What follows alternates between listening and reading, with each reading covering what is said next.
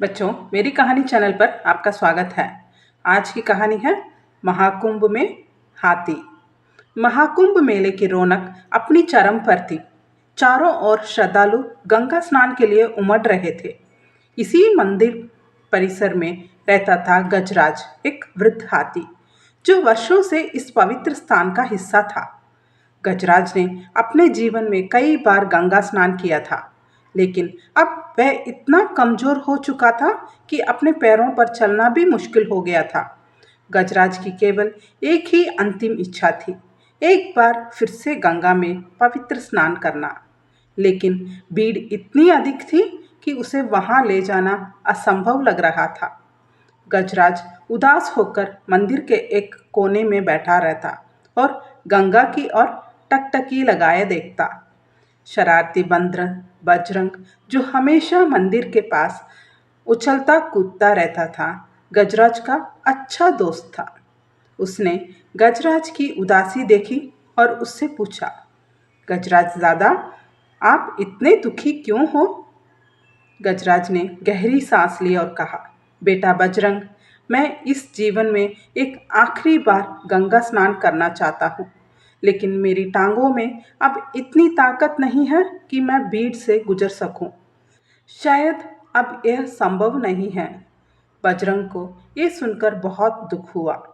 उसने ठान लिया कि वह अपने दोस्त की ये अंतिम इच्छा पूरी करके रहेगा। बजरंग ने अपने अन्य पशु मित्रों को बुलाया, बूरा कुत्ता, चतुर्गामी उल्लू और कुछ अन्य बंदर। उसने सबको गजराज की इच्छा बताई और कहा, हमें कोई ऐसा तरीका निकालना होगा जिससे गजराज बिना परेशानी के गंगा घाट तक पहुंच सके। भूरा बोला, लेकिन इतनी भीड़ में गजराज को लेकर जाना बहुत मुश्किल है। चतुर्गामी उल्लू ने अपनी बड़ी आंखें घुमाई और कहा, अगर हम श्रद्धालुओं को बता दें कि एक वृद्ध हाथी अपनी अंतिम इच्छा यात्रा पर गंगा स्नान करने जा रहा है, तो लोग खुद रास्ता बना देंगे। बजरंग को ये सुझाव बहुत अच्छा लगा।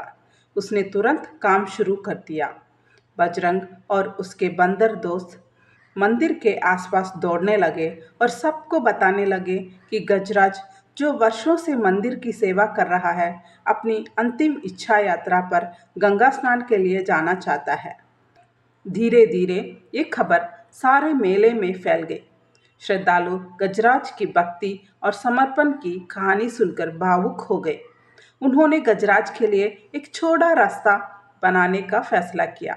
अगले दिन भक्तों ने मिलकर एक जुलूस निकाला।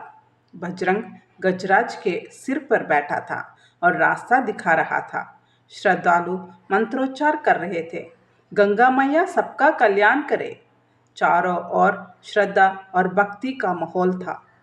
गजराज धीरे धीरे अपने विशाल पैरों को बढ़ाते हुए आगे बढ़ा।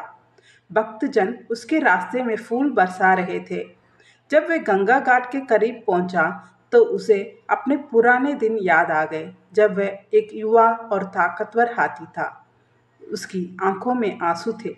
जब गजराज ने गंगा में प्रवेश किया और जल से स्नान किया तो वह अत्यंत प्रसन्न महसूस करने लगा।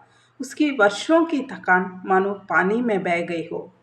बजरंग खुशी से उछलते हुए बोला, देखो गजराज दादा, आपकी इच्छा पूरी हो गई।